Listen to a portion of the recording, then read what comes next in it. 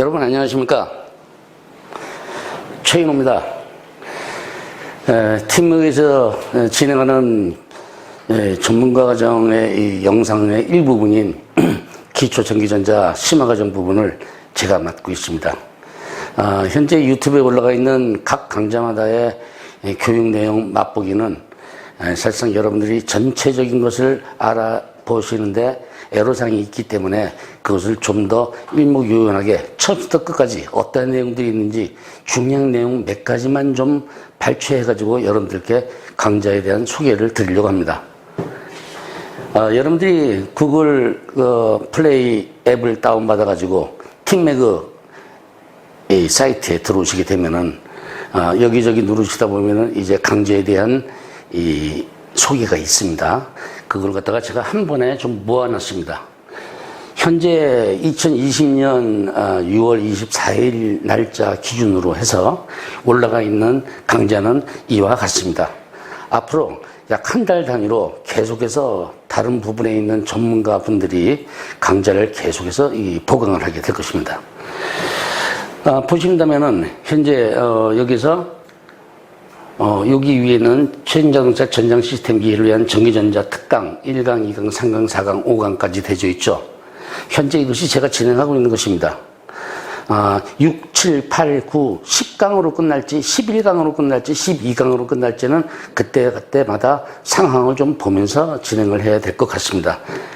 그 다음에 이 강좌는 각각 하나씩을 여러분들이 선택하든가 또는 팀명에서 정해진 패키지 2개 또는 3개씩의 묶음으로 좀 더 값싸게 볼 수 있는 프로그램이 마련되어 있죠. 그 다음에 요 밑에는 땅에서부터 구름까지라고 해가지고 제가 옛날에 만들었던 영상입니다. 여기서 기초전기전자는 뺐습니다. 왜냐하면 그 기초전기전자는 여기 지금 진행하고 있는 심화 과정에서 정교하게 다시 한번 다루고 있기 때문에 그렇습니다. 다만 땅에서 구름까지 기초전기전자는 실험하는 것이 많습니다. 따라서 기초전기전자에 대한 실험 동영상은 과거 땅에서도 구름까지의 기초전기전자 CD를 활용해 주시면 되겠고요. 팀워크에 올라가 있는 것은 그 기초전기전자 과정을 뺀 나머지 전제조 엔진 흡입장치하고 연료장치가 2권에 해당이 되겠죠. 그 다음에 점화장치가 3에 해당이 됩니다. 그 다음에 엔진 튠업이 4에 해당이 되죠. 이것이 지금 14시간, 이것이 9시간, 이것이 5시간으로 구성되어져 있습니다. 이것은 단과로 하나하나씩마다 여러분들이 신청하는 것이 아니라 요것만 통째로 해서 또는 요것 또는 전체를 통째로 해가지고 이것은 지회분들 또는 패키지로다가 한꺼번에 묶어서 여러분들이 값싸게 시청할 수 있도록 준비를 했습니다. 그래서 좀 전에 말씀드린 대로 1편은 여기에 등재하지 않았다는 것을 말씀드리고요. 여러분들이 구글 앱을 갖다가 검색을 할 때는 팀매그라는 글씨로 검색을 하시면은 이러한 것이 나옵니다. 이걸 갖다가 휴대폰에다가 설치를 하시면 되겠습니다. 물론 이미 공지해 드린 바와 같이 안드로이드 버전이고 그 다음에 아이폰용은 취급을 하지 않습니다. 현재 팀매그 전문 분장으로서는 전기전자 파트와 엔진 튠업 그리고 전문정비 모두 3개의 섹터로 구성이 되어 있습니다. 전기전자 쪽에는 저하고 손성배 강사, 함성호 강사가 취급을 하고 있고요. 현장 튠업은 박근수, 김구형, 신진호, 송훈, 윤영길 씨가 강의를 하고 있습니다. 그 다음에 전문 정비로서는 이종옥, 강성구, 그 다음에 수입차 부분이 이렇게 구성이 되어 있습니다. 제가 하고자 하는 전기전자 쪽에서 이 부분은 여러분들이 튠업이라든가 전문 정비라든가 이러한 고급 교육을 받으실 때 그것을 훨씬 더 이해하기 쉽게 그리고 한 번만 들어도 무슨 뜻인지 알 수 있게 기초를 닦아드리는 것이 제가 할 역할입니다. 제가 여러분들께 드리는 말씀 중에서 스마트 정션 박스라든가 캔 통신이라든가 뭐 커먼웨이라든가 극히 일부분에 대한 용어가 나오지만은 저는 전기전자에 해당되는 부분만 취급을 하고 그 시스템에 대한 보다 전문적인 부분은 이분들의 교육을 별도로 수강을 하셔야 됩니다.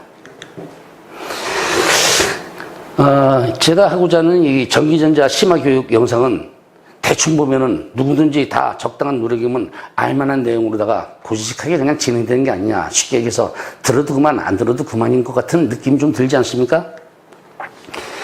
하지만은 천만의 말씀입니다.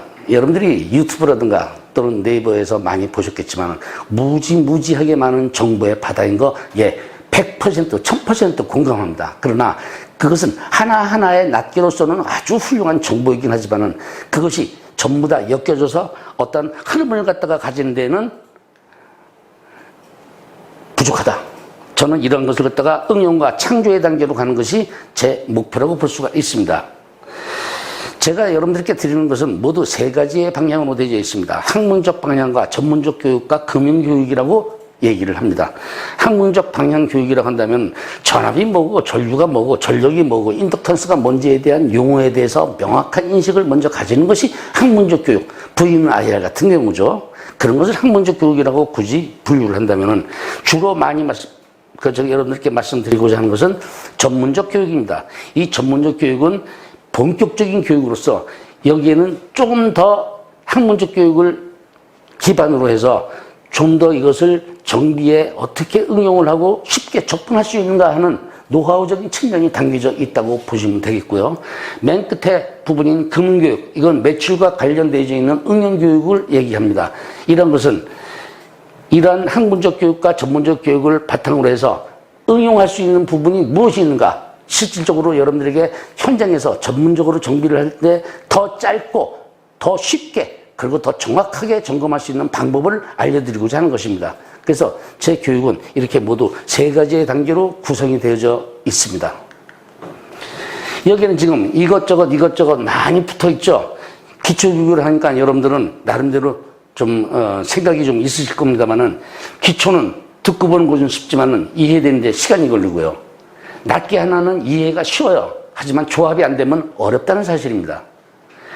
과덕이 유식한 것이 교육답다고 생각하신다면 오산입니다. 유식한 것은 쉬운 것을 알아야 유식한 것이 존재하는 법이죠. 그래서 기본이 된 다음이라는 것이고요.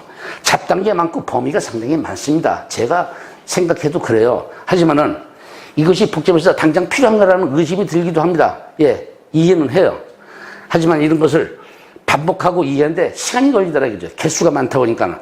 그래서 인내 없이는 어렵다. 이렇게 얘기를 할 수가 있습니다. 자잘한 내용의 조합이 필요해요. 그래야지 융화가 되고 응용이 되는데 어쩌겠습니까? 이것이 기초를 할까 말까 안 하다가 대충 안 하고 넘어가서 결국은 자기 발목을 잡는 일이 된다는 얘기입니다. 지금 배우는 게 기초의 전문가? 제가 어떻게 기초를 전부 다 알겠습니까? 그러나 제가 할 수 있는 게 기초를 전부 다가 아니지만은 제가 말씀드리는 그거라도 하시는 것이 그나마 기초의 기본을 닦는 것인데 어쩌겠습니까? 이러한 것들이 전부 다 모아지면은 여러분들이 나중에 고급 교육을 받을 때 아주 빠른 이해와 응용을 할 수 있다는 것에 대해서 제가 확실하게 자신을 드릴 수가 있습니다. 여러분들은 어떤 것을 교체하는 것에 최종적인 목표를 두고 있다는 거 저도 압니다. 근데 생각해 보십시오. 우리가 미아리에서 점치고 있지 않는 이상에 차가 탁 들어오자마자 바로 알 수 있는 방법이 뭐가 있겠습니까? 사람들은 이런 것을 굉장히 좋아합니다. 최종 목표가 이거라는 거 저도 100% 인정해요. 그러나 이것을 하기 위해서는 허술한 기초가 되어서는 안 됩니다. 이러한 강좌들이 밑받침되어져야지만이 여러분들이 원하는 교체 쪽으로 가고 있다는 사실에 대해서 우리는 좀 더 냉철하게 생각해 볼 필요성이 있지 않겠습니까? 1강 강의는 어떤 것들로 구성되어 있는지 몇 개만 짧게 넘어가도록 하겠습니다. 1강 강의는 대목차가 이렇게 되어 있는데 거기에 해당되는 자잘한 것들이 여기에 있습니다. 교육지향 목표, 그다음에 전압과 전류에 대한 의미, 필히 전압에 대한 의미, 전류에 대한 의미, 회로생에서 저항이라는 것은 무엇을 의미하는가, 이런 것들로 구성되어 있습니다. 기초전기전자는 좀 전에 말씀드린 대로 모든 부분에 전부 다 연결이 됩니다. 앞으로 전기 수소차에 관계돼서는 더 말할 것이 없죠. 팀목에서는 좀 전에 말씀드린 대로 각종 시스템에 대한 교육을 전문적인 강사들이 진행을 하고 있습니다. 저는 거기에 해당되는 기본적인 것을 구축하는 데 제 역할을 담당하고 있습니다. 정말 초심자들이 있었습니다. 멀티미터도 제대로 사용할 줄 모르시는 분들이 있다는 사실을 우리는 간과해서는 안 됩니다. 그래서 디지털 멀티미디어의 각 레인지별로 배선은 어떻게 연결해야 되는지, 그리고 전류 프로브나 다이오드에다가 연결했을 때는 우리는 어떻게 해야 되는지에 대해서 상세하게 설명을 드렸습니다. 그것은 아주 초심자들에게는 상당히 큰 도움이 될 것으로 생각을 합니다. 대부분의 사람들은 에이, 내가 전문가인데 뭘 이런 걸. 여러분, 그렇지 않습니다. 30, 40%는 이거 구분이 흔들린다는 사실도 우리는 인정해야 됩니다.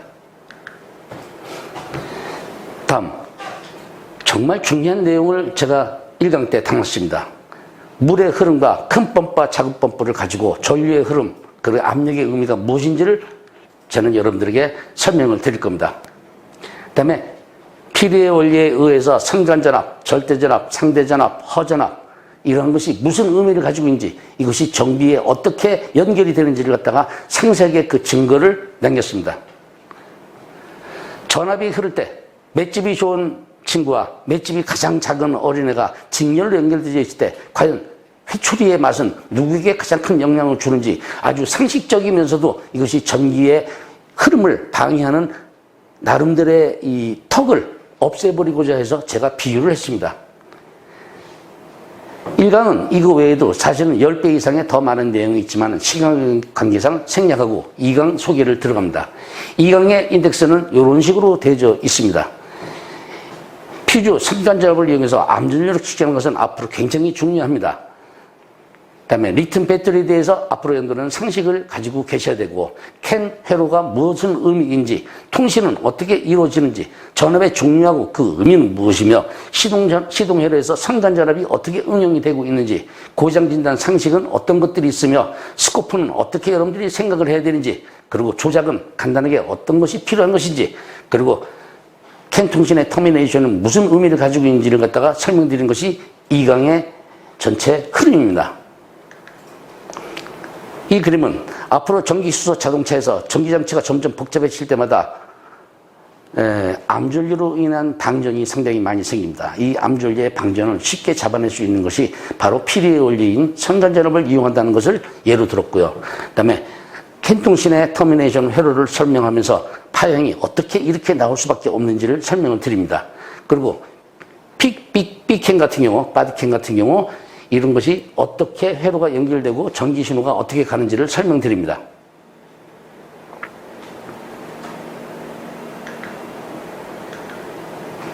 그래서 통신선의 불량은 어디에 무슨 일이 있을 때 왜 이렇게 나오는지를 갖다가 상세하게 설명을 드리는 것이죠.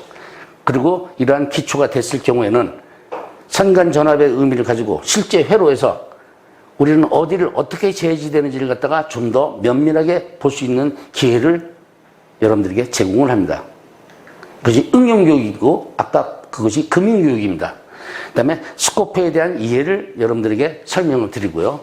그 다음에 전류의 상태를 여러분에게 쉽게 설명하기 위해서 이러한 조명기의 단면을 가지고 여러분들을 테스트를 합니다. 여러분들은 이 영상을 보시게 될 경우 생각지도 못했던, 평상시에는 그다지 중요하게 생각하지 않았는데 막상 들여다보니까는 생각지도 못했던 상식이 어긋남을 알 수가 있습니다. 여기에 산동네에 살면 이해 안 되는 그림이라고 제가 명칭을 붙였습니다. 부자 동네에 살면 이해가 가는데 산동네에 살면 이해가 안 간다. 그게 무슨 말씀인지 모르시죠? 예, 2강을 들어보십시오. 되게 이렇게 설명하면 이론이 아니다라고 얘기하고 이거에 생각하면 이론이라고 얘기합니다. 여러분, 이게 왜 이렇게 바뀌지 않을까요? 이거 전부 다 실기입니다. 실기를 그림으로 표현했을 뿐입니다. 그림으로 표현했을 때 우리는 이론이라고 생각합니다. 그렇지 않습니다. 상강을 소개드립니다. 상강의 인덱스는 이와 같습니다. 큰 것들만 모아서 설명을 드린다면 측정 포인트를 찾는 도면 분석의 1차 방법, 그 다음에 인젝터 점화 회로 점검, 그 다음에 콘덴사 시종수에 대한 이해를 설명드리고요. 그리고 이제 반도체 초입으로 들어가기 시작하는 단계입니다. 린통신에서 배터리 센서 같은 경우 린통신에서 전류의 방향에 따라서 우리는 어느 쪽, 마스터 쪽이냐 슬래브 쪽이냐 어느 쪽에 문제가 있는지를 알아내는 그 방법에 대해서 여러분들에게 자세하게 설명을 드립니다. 그것이 3강의 내용입니다.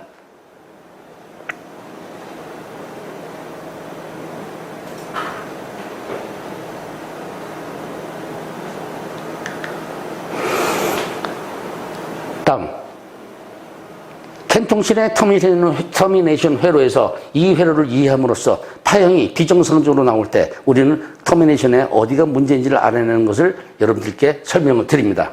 또한 측정은 아무 데서나 하면은 안 된다고 하는 것을 갖다가 피리의 원리를 응용해가지고 여러분들에게 제시를 합니다. 이러한 교육은 기초교육이 아니라 바로 응용, 금융교육이 되겠습니다. 어디서 재든 다 값은 똑같을지 모르지만 사실은 하나는 엉터리고 하나는 맞는다는 사실이죠. 다음, 우리가 왜 이런 식으로 정비를 하면 안 되는지에 대해서 그 위험성을 여러분들께 설명을 드립니다. 가장 기본적인 이 회로를 가지고 파형이 만들어지는 과정을 설명드립니다. 파형 교육은 별도로 배울 필요가 없어요. 기본적인 것만 되면은 확실하게 다 해결을 할 수가 있기 때문에 그렇습니다. 이것을 이용한다면은 여러분들은 응용으로서 좀 더 나은 매출을 받을 수 있는 활용 방법을 여러분들에게 설명을 드리고 있는 것입니다. 4강의 경우의 인덱스는 이와 같습니다. 큰 목차만 따져본다면은 이와 같죠. 반도체, 다이오드하고 TR, 풀업, 풀다운, 바이오스의 저항이 무슨 뜻인지, FET, 반도체가 무엇인지, 소스와 싱크 전류는 무슨 뜻인지, 그리고 전기 수소차에 인버터에 들어가는 GT와 IGBT는 무엇인지, 인버터의 분량은 어떻게 진단하는지, 반도체 단자 명칭은 어떤지, 아답터, 컨버터, 인버터의 차이점은 무엇인지, 고압 배터리의 전압의 의미는 무엇인지, 이러한 것들을 상세하게 설명드리는 것이 이 강좌 4강의 목적이 되겠습니다. 상당히 많죠? 다이오드의 설명을 완벽하게 알아야 트랜지스터를 이해할 수가 있고 그 다음에 풀업, 풀다운, 바이오스에 대한 설명을 들으실 수가 있습니다. 다리통 TR, 저번장치 쓰이는 다리통 TR의 션트 저항의 의미와 FET를 이용해서 바이오스와 이러한 것들이 서로 어떠한 유기적 연관관계를 가지고 있는지를 여러분들은 명확하게 알 수가 있게 됩니다. 다음, 반도체에 대한 단지의 특성과 게이트라든가 베이스에 주어지는 유니폴라, 바이폴라에 대한 신호의 의미, 왜 그것이 유니폴라고 바이폴라면 왜 바이폴라로 신호를 줄 수밖에 없는지에 대해서 여러분들은 알게 될 것입니다. 다음, 인버터에 대한 분량을 찾아낼 때 그 노하우는 어떻게 되는가에 대해서도 여러분들은 알게 됩니다. 이런 것은 응용교육입니다. 5강의 경우에는 인덱스는 이와 같습니다. 컴퓨터 입력을 보기 위해서는 어떤 것이 필요한가? 출력은 어떻게 봐야지 되는가? 체인이 늘어나면 어떻게 검사할 수가 있는가? 아날로그 디지털은 무슨 뜻인가? 그리고 입력 신호 분량은 어떻게 잡아내는가? 아날로그 신호는 무엇이 분량이고 정상인가? 컴퓨터에서 AD 컨버터의 의미는 무엇이며 아날로그 신호의 잡음은 어떻게 잡아야 되고 TTL과 CMOS의 구분은 어떻게 되며 정비는 어떻게 해야 되는가? 그리고 이거에 대한 이해는 무엇인가? 까지를 설명하는 것이 5강입니다. 이 5강에서 출력 쪽을 점검하기 위한 방법을 여러분들에게 설명을 드리고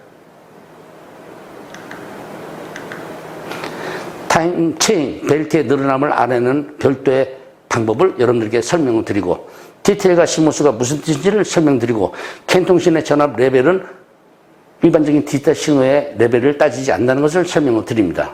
그 다음에 6강은 인덱스는 이와 같습니다.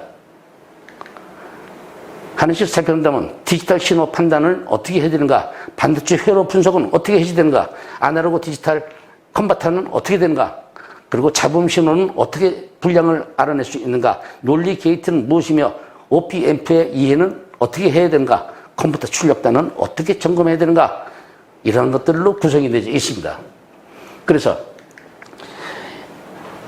현재 FT를 쓰고 있는 브레이크 회로의 경우 이러한 설명을 상세하게 여러분께 말씀을 드리고 왜 이것을 어떻게 점검해야 될 것인가 그리고 그 이유가 무엇인가를 갖다가 상세하게 설명을 드립니다. 여러분 다시 한번 말씀드리지만 기초가 완벽하게 돼야 여러분들이 원하는 최종 꼭대기까지 갈 수 있다는 사실을 절대로 잊지 마십시오. 전류 측정을 하는데 헷갈리는 분들이 많아서 어떻게 하면 되는지 어떻게 하면 위험한지에 대해서 설명을 드리는 것입니다. 그 다음에 논리 회로를 설명하기 위해서 바이어스와 풀업, 풀다운의 의미가 무엇인지를 갖다가 상세하게 설명을 드립니다. 논리 회로를 이용해서 타이머 회로, 전광식 룸램프 회로를 갖다가 설명을 드립니다. OPF를 이용해서 자동 헤드라이트를 설명드립니다. 그 다음에 이런 것을 이용해서 오토레이트 회로가 실제로 어떻게 응용되고 있는지도 설명을 드리고 이들의 측정은 어떻게 해야 되는지도 설명을 드립니다. 7강의 경우에는 인덱스는 이와 같습니다. 극해석 시험을 통한 연료 점화 판단 방법, 다중점화의 의미는 무엇인가, 도면 분석 2차 좀 더 심층적으로 분석을 합니다. 그 다음에 전기차 PRA 점검은 어떻게 되는가, 에어컨 회로 분석은 어떻게 하는가, 스마트 정전박스의 회로 분석은 어떻게 하는가, 이 회로 분석에 주안점을 둬서 여러분들이 골치 아픈 점을 해결해 드리려고 합니다. 캔통신에 대한 설명도 거기에는 들어가고, 회로가 비정상적일 때는 왜 이렇게 나올 수밖에 없는지도 설명을 드립니다. 피대의 원리를 다시 한번 설명드리고, 역시 캔통신의 비정상적인 부분을 설명드리는 겁니다. 그 다음에 깜짝 놀랄 일이 있는데, 여러분들이 가지고 계신 디지털 멀티미디어, DMM이라고 얘기를 합니다. 디지털 멀티미디어에서 나오는 이 숫자의 의미가 무엇이며 정비에 어떻게 관련되는지를 갖다가 설명을 드립니다. 그 다음에 점화 튠업을 어떻게 봐야지 되는 것인지에 대해서도 상세하게 설명을 드립니다. 그리고 우리 용어를 잘못 알고 있는 부분이 무엇인가를 갖다가 여러분들에게 다시 한번 상세하게 설명을 드리죠. 열에 의해서 전기가 흐르지 않는다고 하는 것이 무슨 의미인가, 그리고 어떤 때는 열을 받으면 전기를 잘 통한다고 하는 것이, 방출이 쉽다고 하는 것이 무슨 뜻인가, 모순된 내용 같지만 이것을 여러분들은 확실하게 알게 될 것입니다. 그 다음에 이 간단한 회로를 가지고 회로의 가장 기본적인 기초가 닦여지기 시작합니다. 그 다음에 측정을 어떻게 해야지 되는가에 대해서 여러분들께 확실하게 구분을 드리게 됩니다. 이것은 전문화 과정입니다. 그 다음에 8강 과정은 이렇게 구성이 되어져 있습니다. 좀 더 세부적으로 본다면 발전기 용량 테스트 시험 방법, 발전기 점검하는 방법, 그 다음에 라이트 회로를 도면 분석으로 정확하게 진단하는 방법, 주파수 사이클 듀티, PWM은 무슨 뜻인가, 최대, 최소, 시급값은 무엇인가, 전기자동차에서 출력 검사는 어떻게 하는가, 그 다음에 파워 팩터는 무슨 뜻이며, 인버터의 성능 검사는 어떻게 해지되는 것인가, 그리고 RMS로만 되지 않는 이유는 무엇이며, 역률 계산은 어떻게 되는가, 스캐너로 데이터 출력은 어떻게 검사하는가, 리조브는 무슨 의미를 가지고 있는가에 대해서 설명을 드립니다. PRA, 회로를 확실하게 진단하기 위해서 이 기초적인 회로 분석이 아주 중요한 위치를 차지합니다.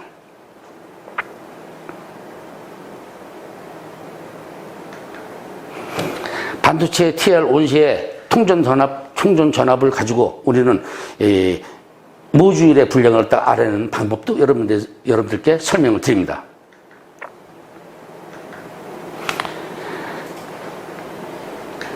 복잡해 보이는 회로라고 하더라도 처음에 이걸 보면은 답답하다는 거 알고 있습니다. 근데 막연히 보면 뭐부터 봐야 될지 생각이 안 난다는 사실입니다. 그래서 조작 순서부터 흐름을 먼저 학습하고 그 후에 출력 끝을 보면서 역으로 점프해서 짚고 나간다. 이렇게 되어 있는 과정을 제가 여기서 일일이 전부 다 짚어드립니다.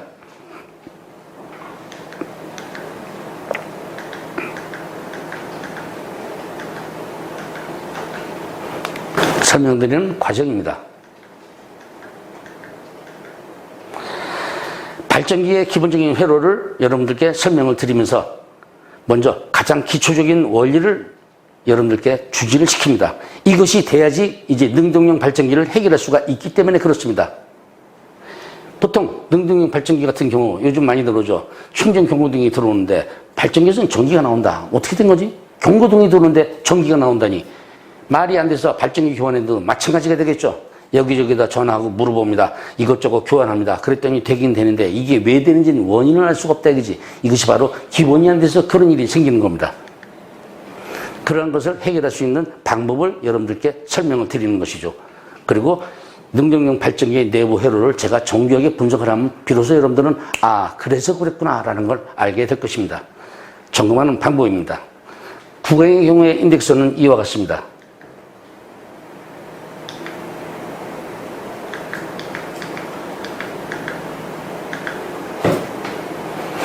교류보다 구동 모터는 무슨 의미인가? 스마트 시험박스의 회로 분석은 전기차 경고등의 해석은 어떻게 해야 되는가? 커널 인젝터 분량을 스캐너로 보는 방법, 밸브 계통의 정밀 검사는 어떻게 해야 되는가? 렌즈의 법칙이 무슨 의미인가? 자기 유도, 상호 유도 작용은 어떻게 활용되는가?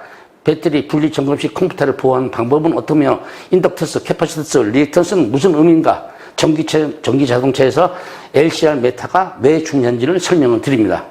그래서 주파수 사이클 듀티에 대한 이해와 이러한 것들을 가지고 어떻게 서로 연계를 가지고 있는지를 설명을 드리도록 합니다. 직률을 잴 때와 교류를 잴 때, 멀티미터를 쟀을 때 최대값, 평균값, 수로 RMS, 시로값, 그냥 RMS, 센서 종류에 따라서 어떻게 봐야지 되는지를 설명드립니다. 이 그림은 간단하지만은 이 그림을 제대로 활용할 줄 아는 사람은 적어도 자동차 전문가 중에서는 5손가락 안에도 없다는 사실을 여러분들은 아셔야 됩니다. 불량 인젝 인버터를 잡아내는 방법이고요. 교류 모터가 회전하는 의미, 그리고 전류 프로브의 좋고 나쁨을 판단하는 방법, 그리고 모터 최대 출력을 검사하는 방법, 그리고 이러한 방법은 전부 다가 아니라는 사실도 아시게 됩니다. 그리고 같은 파형을 재더라도 스코프에서 쟀을 때와 디지털 멀티미터로 쟀을 때 값이 왜 다른지에 대해서도 여러분들은 아시게 됩니다. 스캔해 나온 데이터를 가지고 모터의 출력을 계산하는 방법도 여러분들께 알려드리도록 합니다.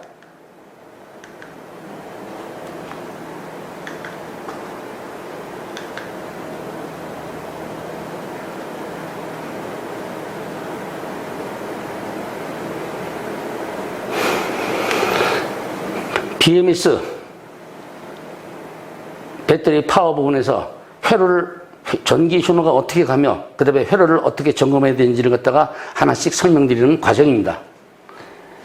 회로가 아무리 복잡해도 1번서부터 7번까지의 이 과정을 여러분들은 절대로 등한시해서는 안 된다는 사실을 강조드리는 것입니다. 이것이 9강에 해당되는 내용입니다. 10강은 이와 같이 구성이 되어 있습니다.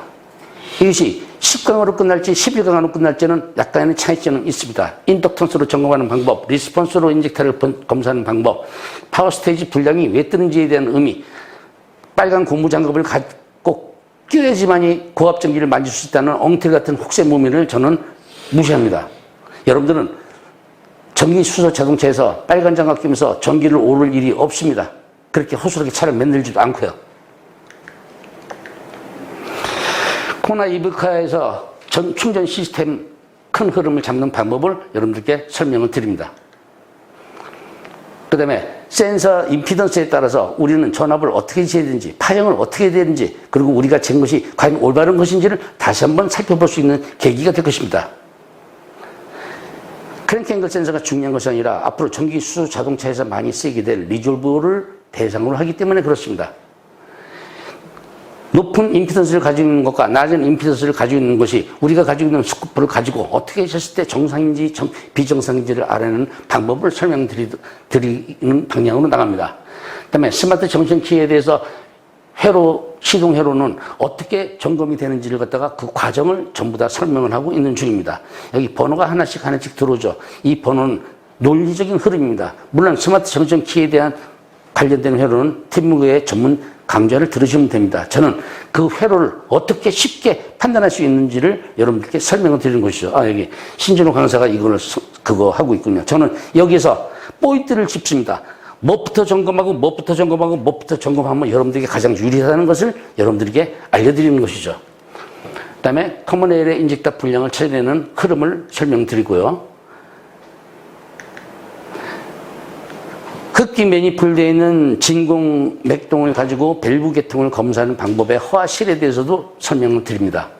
그 다음에 LCR 매더의 용어에 대해서도 설명을 드리고요. 이러한 LCR 매더를 이용해가지고 L값을 가지고 각 모터의 상태를 검사하는 방법을 설명을 합니다. 그것을 인덕턴스라고 얘기를 합니다. 그 다음에 리스폰스에 대해서 설명을 드립니다. 분사량이 아무리 잘 맞아도 리스폰스가 안 맞으면 차에서 까라랑 소리가 난다는 사실입니다. 그 다음에 파워 스테이지 불량은 왜 뜨는가에 대해서 여러분들께 그 원인을 여러분께 설명을 드립니다. 주로 지멘스 피해주에 그런 일이 많이 생기죠. 이것이 정상과 비정상일 경우 어떠한 차이점으로 이런 일이 생기는지, 그리고 그 해결책은 무엇인지도 제가 설명을 드립니다. 그 다음에 고압 전압을 쓰고 있는 전기 수차에서 IR 값은 어떻게 측정을 해야 되는 것이 올바른 것인지를 설명드리고요. 이것은 실제로 절연 저항입니다. 절연 저항을 IR이라고 얘기합니다. Isolation Resistance라고 해서 약자를 쓰죠. 인젝터의 코일 타입하고 피조 타입에 따라서 어떻게 점검해야 되는지에 대한 그 과정을 설명을 드립니다. 유로5, 유로6는 3단 제어를 합니다. 이 3단 제어를 테스트하기 위해서 하지 못한다면 어떤 코딩이 나오건 어떤 분산형 테스트가 됐건 이것은 절대로 정확한 것이 아니라는 사실을 여러분들에게 말씀을 드리는 것이죠. 그래서 각 인젝터마다 인덕턴스를 LCM대로 할 수 있는 것과 리스폰스를 할 수 있는 것, 절연정을 할 수 있는 것, 그다음에 분산형 테스트를 할 수 있는 것들이 어떤 것인지를 최종적으로 정리를 합니다. 그래서 향후 전기 수차, 구동모터, 고압 배선 등은 뭐를 빼고 전부 다 활용돼야 된다라고 되어있습니다. 요 번호 4번, 8번, 9번 요 전 화면에 번호를 제가 해놨습니다. 그런 것들만 빼면 전부 다 활용이 되기 때문에 아주 신중하게 봐달라는 것을 강조를 드리는 것이죠. 자, 이렇게 해서 제가 10강, 11강이 될지 12강이 될지는 모르겠습니다만은 그 해당되는 강좌, 제가 하고자 하는 강좌에 대한 전반적인 흐름을 아주 몇 가지만 해놨습니다. 여기서 다 설명하지 못하는 약 300가지가 넘는 노하우를 이 전기전자 심화 과정에다가 담았습니다. 여러분들은 팀 매그에서 진행하고 있는 교육 영상을 꾸준히 보시면서 여러 번 반복 시청해 주시면은 분명히 여러분들 가게 그리고 자신에게 큰 도움이 될 것이라고 저는 확신을 합니다. 앞으로 많은 애정을 가지고 팀맥에서 진행하는 교육 커리큘럼을 주시해 주시기를 부탁드리면서 이만 소개를 마칩니다. 고맙습니다.